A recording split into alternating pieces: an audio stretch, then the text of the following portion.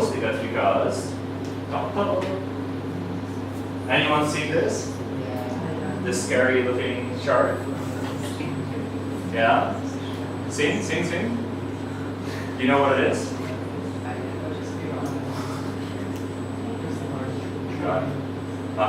Sort of, yeah. So basically, this is the marketing funnel, the advertising funnel. I think still used today in a lot of companies, right? People talk about awareness, interest, decision, action, AIDA.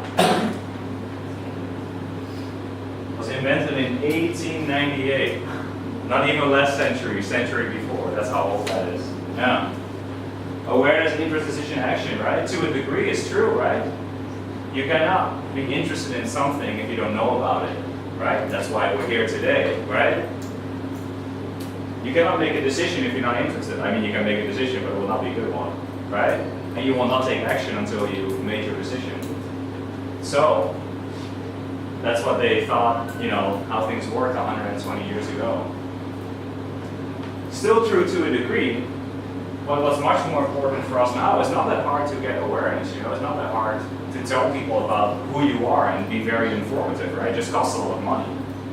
But how do you get people to be emotionally involved, right? How do you get people to say like, even if they make a little mistake, I'll still stick with them. So Forrester Research Agency, in 2009, it's still not, like super modern, but, less than 10 years ago, they came out with something called the loyalty loop. Has someone seen this before? That's good. Then I'm telling you something new. That's beautiful. So basically they said, actually it's not so much about thinking about how do you move people through these different stages, because this kind of assumes that once I've told you who we are and I've got you interested and you've made your decision and you bought it, that's where it ends, because now you're at the end of the funnel, you bought and that's it. But actually they realized that, like just because I bought a pair of Stan Smith, and I'm here, that's not where it should end, right?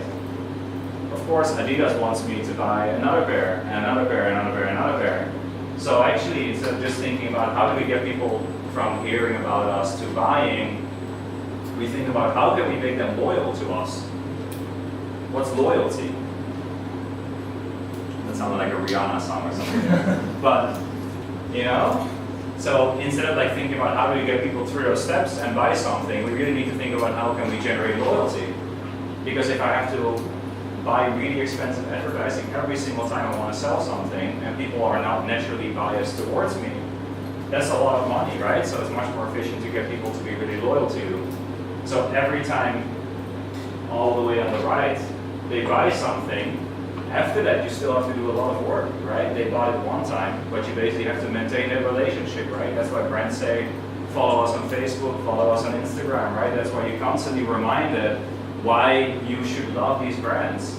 Because then, instead of like going when you have to buy something new, figuring out who would I choose from, getting your information, going out shopping and then buying something, the idea is that you bypass all of that and go into the loyalty loop.